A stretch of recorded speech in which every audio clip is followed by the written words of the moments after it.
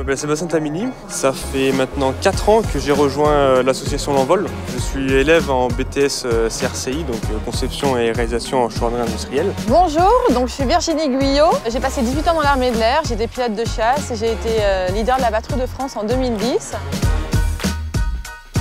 Bonjour Sébastien. Bonjour Virginie. Tu vas bien? Ça va très bien. J'avais envie de t'amener ici au musée de l'air et de l'espace parce que c'est un endroit qui a marqué mon parcours et je voulais partager ça avec toi. Un lieu plein de souvenirs. Ouais, exactement. On y va? On y va. C'est un endroit que je trouve, enfin moi qui me tient beaucoup à cœur parce que on se rend compte de toute la volonté, de toute la ténacité de tous ces gens en fait qui ont œuvré pour que justement petit à petit l'homme puisse conquérir le ciel et l'espace. C'est des lieux comme ça qui sont chargés d'histoire. Je trouve que c'est très beau à transmettre et moi j'ai encore pas amené mes enfants ici mais je les amènerai bientôt.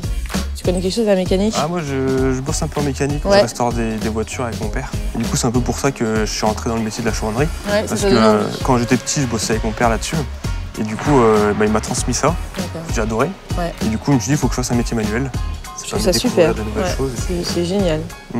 Et il m'a transmis une belle complicité. Il m'a transmis cette passion. Exactement. Donc, moi je vais te transmettre la passion de l'aviation. Allez c'est parti. Et du coup l'aviation même le pilotage, c'est un métier assez masculin quand même. Et qu'est-ce qui vous a donné envie d'aller là-dedans, quoi? T'as raison. Je me suis déjà fait la réflexion de me dire il n'y a que des hommes là-dedans. Ouais. Mais je me suis dit, bon, le temps que je sois grande, de toute façon, c'est sûr qu'il y aura des femmes. Pour moi, c'était évident que ça ne pouvait pas rester comme ça. Il y avait quand même quelques femmes quelques pionnières à l'époque. L'élément déclencheur, moi, ça a été le baptême de l'air que j'ai fait à 12 ans. J'ai trouvé ça vraiment magique. Et ce jour-là, j'ai décidé de devenir pilote. Mes parents ont été toujours très attachés de nous enseigner le devoir de mémoire. Et du coup, moi, ça m'a vraiment transmis ces valeurs de courage, de sens du sacrifice, de savoir qu'il y a des gens qui peuvent se battre pour quelque chose qui est bien supérieur à leur propre personne. Exactement. Voilà. Dans l'envol, je sais que vous avez tous des parrains. Oui, on est tous accompagnés par une personne. Et je trouve que ce système, c'est génial parce que dans l'armée de l'air, c'est-à-dire qu'on a tous un parrain. Et le but, c'est quoi? C'est de transmettre plus facilement, de façon plus privilégiée, j'ai envie de dire. Avoir une personne pas de confiance, mais au moins une personne avec qui c'est plus facile et de référence, en fait. Ouais. C'est toujours dans un souci de transmission de valeurs.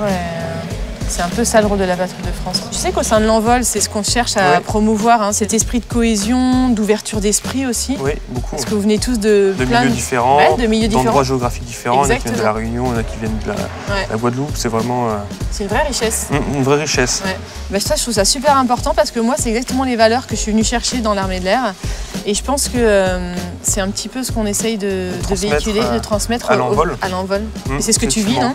Oui, ce qu'on vit, du coup, on est en lien avec les élèves des promotions, on est en lien avec les parrains de l'Envol, on est en lien avec l'équipe aussi de l'Envol. Ouais. Du coup, c'est vraiment, on va dire, une grande famille. Ouais, c'est ce qui me plaît dans cette association. Sébastien, tu vois, là, on est là où va se passer le briefing de la patrouille. C'est un moment très particulier de concentration collective.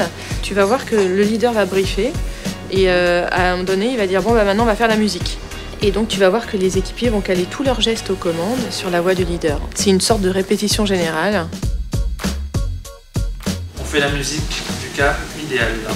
Atos, décollage, top. Devant, 1-6, virage à droite. Tard, il a fumé top. 3-2, très grande, flèche top. Amélie, merci beaucoup. C'était super impressionnant. Ils étaient tous coordonnés à la seconde. On va aller voir les avions? Allez, c'est parti.